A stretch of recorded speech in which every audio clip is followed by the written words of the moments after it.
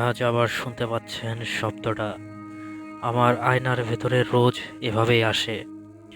Welcome back, আপনাদের সবাইকে স্বাগত জানাচ্ছি। আমি মাহি। আশা করছি আপনারা সবাই ভালো আছেন এবং ভালোর দলে আছেন। আমিও ভালো আছি এবং ভালোর দলে আছি। আজকে একটি ঘটনা নিয়ে হাজির হয়েছি আপনাদের সামনে। যারা শুনছেন তাদের কাছে বিশেষভাবেও অনুরোধ করছি, আমাদের চ্যানেলটি সাবস্ক্রাইব করুন এবং অবশ্যই বেল আইকনটি প্রেস করুন, গেট অল দ্য নোটিফিকেশনস। আমি চলে যাচ্ছি ঘটনায়, যেভাবে লেখা আছে সেভাবেই পড়ে শোনাচ্ছি। প্রতিটি মানুষের জীবনেই এমন কোনো কালরাত আসে যা তার সমস্ত বিশ্বাস আর যুক্তির ভিত নাড়িয়ে দেয়। আমার জীবনে সেই রাতটি এসেছিল 2015 সালে, গ্রামের বাড়িতে কাটানো একটি ভয়াল রাত। শোবার ঘরের জানালা দিয়ে আমি স্পষ্ট দেখেছিলাম উঠোনের কোনায় অবস্থিত গোয়াল ঘরটায় অবিকল আমার মায়ের মতো দেখতে একজন নারী কোদাল দিয়ে মাটি খনক খনক খনক, সেই শব্দ আজও আমার কানে বাজে। কিন্তু আমার আসল মা তখন পাশের ঘরেই সবার সাথে গল্পে মেতেছিলেন। তাহলে আমার রক্ত জমিয়ে দেওয়া ওই নারী মূর্তিটি কে ছিল? কেন সে আমার মায়ের রূপ ধরেছিল? আমি সেদিন বুঝতে পারিনি।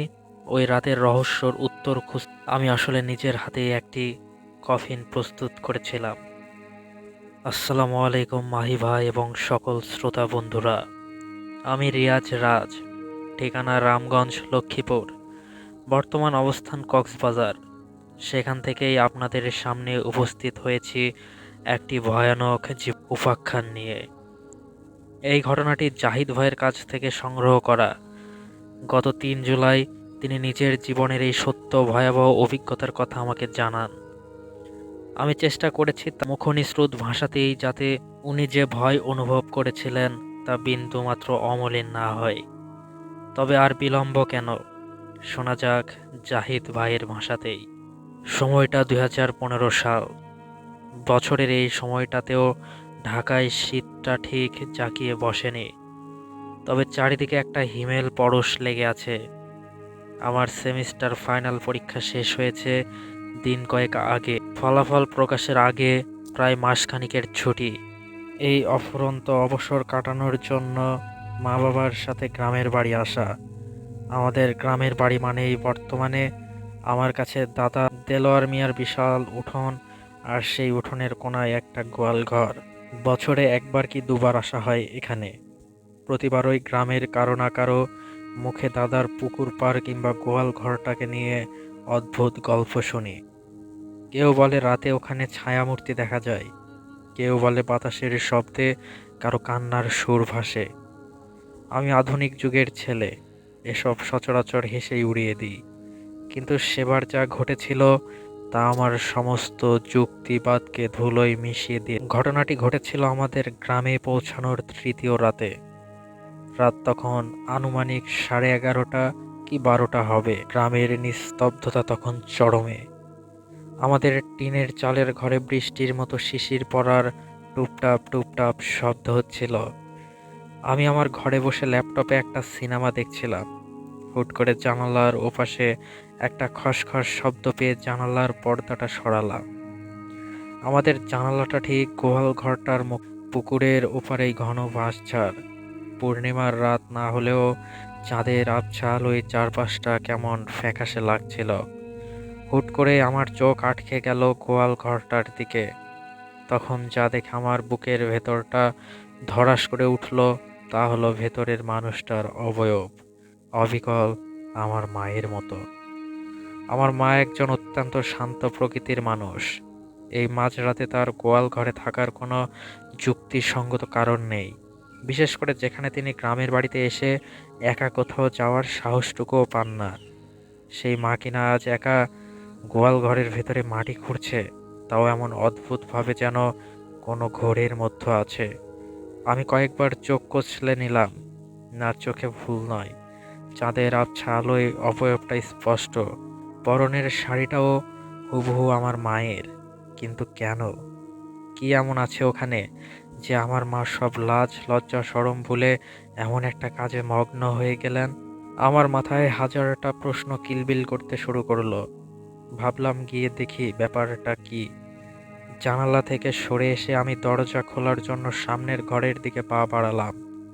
যে কক্ষে সবাই মিলে গল্প করছিল সেই ঘরের চৌকাঠে পা রাখা মাত্রই আমার শরীর বেয়ে একটা হিমশীতল স্রোত বয়ে গেল। পায়ের নিচের মাটি যেন এক মুহূর্তে সরে গেল। আমি যা দেখলাম তা এতক্ষণের বিশ্বাসকে দুমড়ে মুচড়ে দিল। আমার মা, তিনি খালার পাশে বসে দিব্যি হাসি মুখে গল্প করছেন।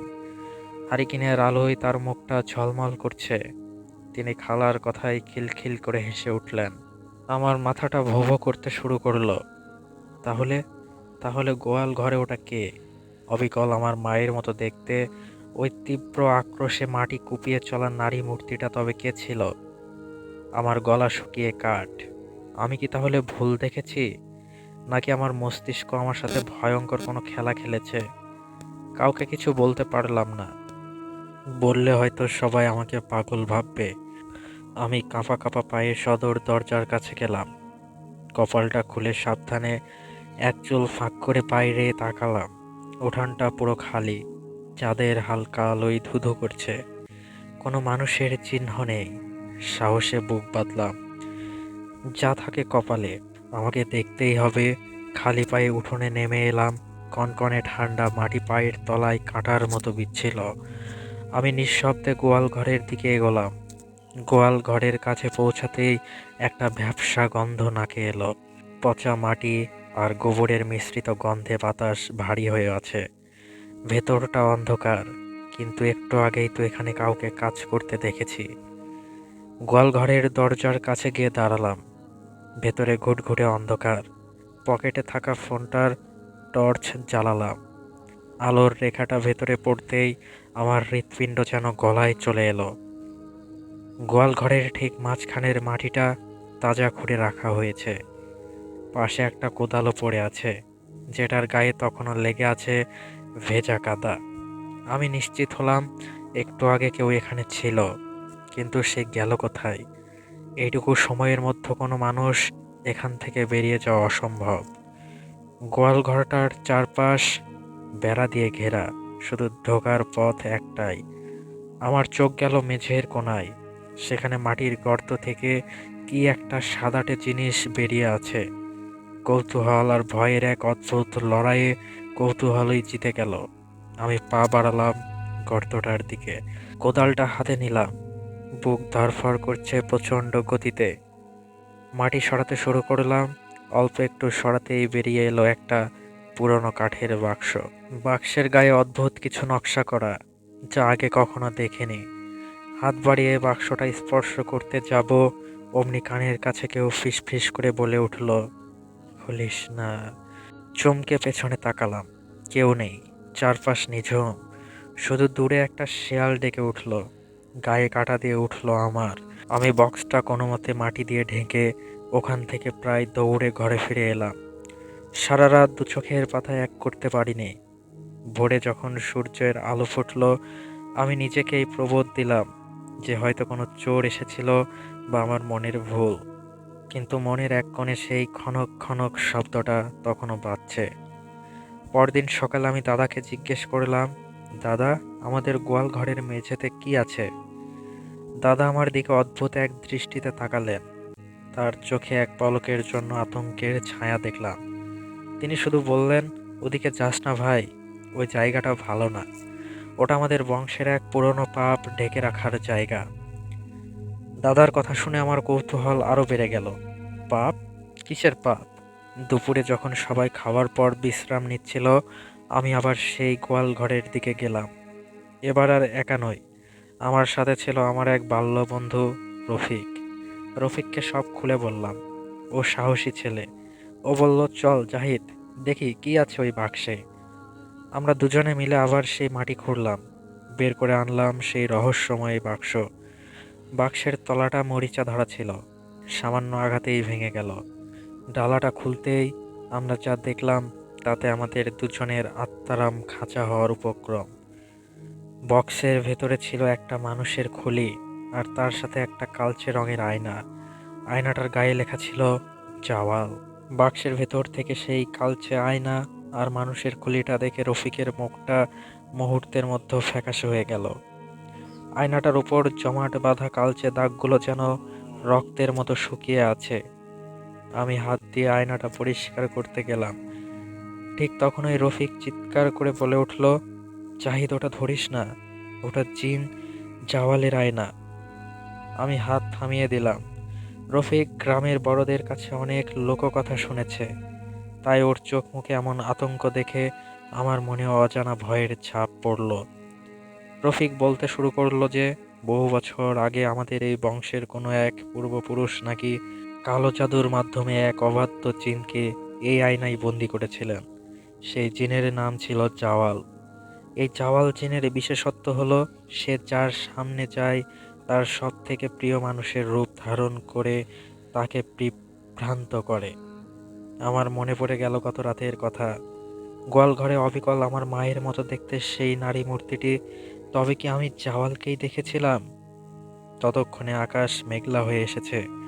ভর দুপুরেও চারপাশটা যেন গোধূলির মতো অন্ধকার হয়ে গেল। আমরা বাক্সটা নিয়ে কি করব বুঝতে পারছিলাম না। রফিক বলল, চল এটা আবার পুঁতে ফেলি।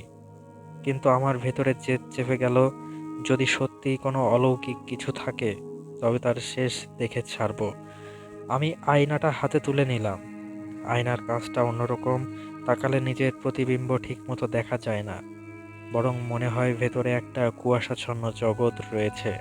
হঠাৎ আয়নার ভেতর থেকে একটা শব্দ ভেসে এলো, সেই পরিচিত শব্দ, খনক খনক খনক, যেন কেউ দূর থেকে মাটি খুঁড়ছে।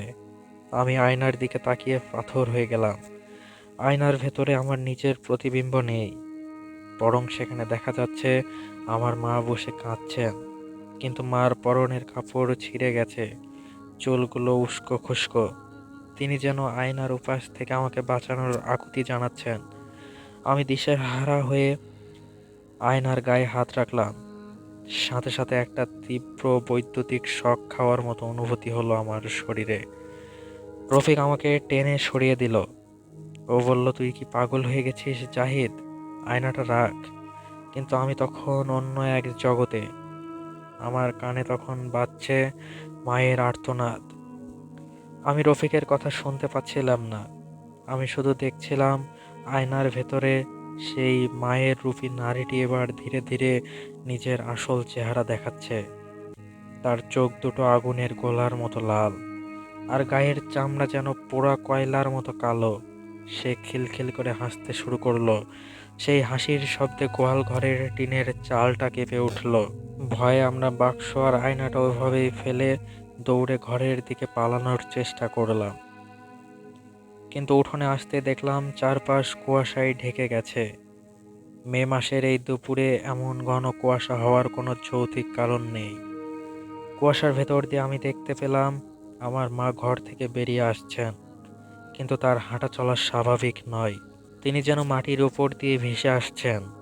তার হাতে সেই কোদালটা, যেটার শব্দ আমি প্রথম রাতে শুনেছিলাম। মা আমার সামনে এসে দাঁড়ালেন। তার মুখটা শান্ত, কিন্তু চোখ দুটো একদম স্থির। তিনি বললেন, জাহিদ, তুই কেন আমার ঘরটা খুললি? ওখানে তো আমার শান্তি ছিল। মার কণ্ঠস্বর শুনে মনে হলো আমার বুকের ভেতরটা হিম হয়ে যাচ্ছে। এটা আমার মার গলার আওয়াজ নয়, এটা যেন অনেকগুলো মানুষের আর্তনাদ একসাথে মেশানো এক বীভৎস শব্দ। আমি পিছাতে পিছাতে পুকুর পাড়ের দিকে চলে গেলাম। রফিকের কোনো পাত্তা নেই, ও হয়তো ভয়ে আগেই পালিয়েছে। মা ধীরে ধীরে কোদালটা তুললেন। আমি বুঝতে পারলাম আজ আমার রেহাই নেই। আমি চোখ বন্ধ করে পরম করুণাময় আল্লাহর নাম নিতে শুরু করলাম। ঠিক তখন ওই পুকুরের ওপার থেকে একটা বিকট চিৎকার শোনা গেল। মনে হলো কোনো বন্য পশু যন্ত্রণায় ছটফট করছে। আমি চোখ খুলে দেখলাম আমার সামনে দাঁড়িয়ে থাকা মায়ের সেই অবয়বটা ধীরে ধীরে ধোঁয়ার মতো মিলিয়ে যাচ্ছে, কিন্তু বাতাসের মধ্যে সেই অশরীরী হাসিটা তখনও প্রতিধ্বনিত হচ্ছিল। তুই মুক্তি পাবি না জাহিদ, জাওয়াল তোর পিছু ছাড়বে না। সেই বীভৎস হাসির শব্দে আমার পুরো শরীর অবশ হয়ে আসছিল। কুয়াশাটা যেন আরো ঘন হয়ে আমাকে চারপাশ থেকে চেপে ধরল। আমি বুঝতে পারলাম জাওয়াল আমাকে এক মায়াজালে বন্দি করে ফেলেছে। ঠিক সেই মুহূর্তে মনে পড়ল দাদার কথা। এটা আমাদের বংশের এক পুরনো পাপ। আমি সাহস সঞ্চয় করে চিৎকার করে দাদাকে ডাকতে গেলাম। হঠাৎ কুয়াশা ভেদ করে দাদার রফিক দৌড়ে এলেন। দাদার হাতে ছিল পুরনো একটা তসবি আর এক বাটি পানি। দাদা এসে আমার চারিদিকে জোরে জোরে কিছু দোয়া পড়তে শুরু করলেন এবং বাটির পানিটি ছিটিয়ে দিলেন। পানি পড়ার সাথে সাথে চারপাশের সেই কুয়াশা যেন আগুনের তাপে কর্পূরের মতো উবে যেতে লাগলো। বাতাসের সেই হাড়হিম করা হাসিটা এক যন্ত্রণার আর্তনাদে পরিণত হলো। দাদা আমাকে টেনে উঠিয়ে বললেন, জাহিদ, ঘরে চল। এই আয়না আজই আমাদের চিরতরে বিদায় করতে হবে। আমরা সবাই মিলে গোয়াল ঘরে গেলাম। সেখানে সেই আয়নাটা তখন কাঁপছিল, যেন ভেতরে বন্দি থাকা শক্তিটা বাইরে বের হওয়ার জন্য ছটফট করছে। দাদা বললেন, এই জাওয়াল জিন আমাদের পূর্বপুরুষদের একজনের ওপর ভর করেছিল। অনেক কষ্টে তাকে এই আয়নায় বন্দি করা হয়েছিল, কিন্তু মাটির নিচে থাকাই অতৃপ্ত আত্মা সবসময় সুযোগ খোঁজে কাউকে বিভ্রান্ত করার। দাদা নির্দেশ দিলেন আয়নাটা নিয়ে গ্রামের বড় দিঘিতে ফেলে দিতে, যেখানে অনেক গভীর পানি এবং স্রোত আছে। আমি, রফিক সহ আরো কয়েকজন মিলে সেই বাক্স আর আয়নাটা নিয়ে দিঘির মাঝখানে গিয়ে বড় একটা পাথর বেঁধে ডুবিয়ে দিলাম। যখন আয়নাটা পানির নিচে তলিয়ে যাচ্ছিল, মনে হলো পানির নিচ থেকে শেষবারের মতো এক বীভৎস গর্জন শোনা গেল। তারপর সব শান্ত। বাড়ি ফেরার পর আমার প্রচণ্ড জ্বর এলো। প্রায় 7 দিন আমি জ্বরের ঘোরে ভুল বকেছি, কিন্তু সেই 7 দিন আমার মা এক মুহূর্তের জন্য আমার পাশ থেকে সরেননি। আমার আসল মা, যার চোখে ছিল শুধু মমতা আর দুশ্চিন্তা। সুস্থ হওয়ার পর আমি অনুভব করলাম সেই ভয়ঙ্কর অভিজ্ঞতার পর থেকে জীবনের প্রতি আমার দৃষ্টিভঙ্গি বদলে গেছে। এখন আর আমি অলৌকিক কিছুকে হেসেই উড়িয়ে দিই না, তবে ভয়ের সেই স্মৃতিটা একটা শিক্ষাও দিয়ে গেছে। অন্ধকার শক্তির চেয়ে ভালোবাসার শক্তি অনেক বেশি শক্তিশালী। আজ অনেক বছর পার হয়ে গেছে, আমি এখন নিজের সংসারে সুখে আছি। সেই গোয়াল ঘরটা দাদা ভেঙে ফেলেছেন, সেখানে এখন সুন্দর একটা ফুলের বাগান। মাঝে মাঝে রাতে ঘুমানোর আগে সেই খনক খনক শব্দটা মনে পড়লে গা শিউরে ওঠে, কিন্তু পরক্ষণেই মার হাসি মুখটা মনে পড়লে সব ভয় কেটে যায়। আমি এখন জানি জাওয়াল আর কোনোদিন ফিরে আসবে না। আমাদের পরিবার এখন সেই অভিশাপ থেকে মুক্ত। জাহিদ ভাইয়ের এই কাহিনী আমাদের মনে করিয়ে দেয় যে কিছু রহস্য হয়তো সমাধান না হওয়াই ভালো, আর কিছু অতীত মাটির নিচেই চাপা থাকা উচিত। আমি মাহি, আজকের মতো ভূত গল্প এখানেই শেষ করছি। আপনারা সবাই ভালো থাকবেন, সাবধানে থাকবেন। আল্লাহ হাফেজ।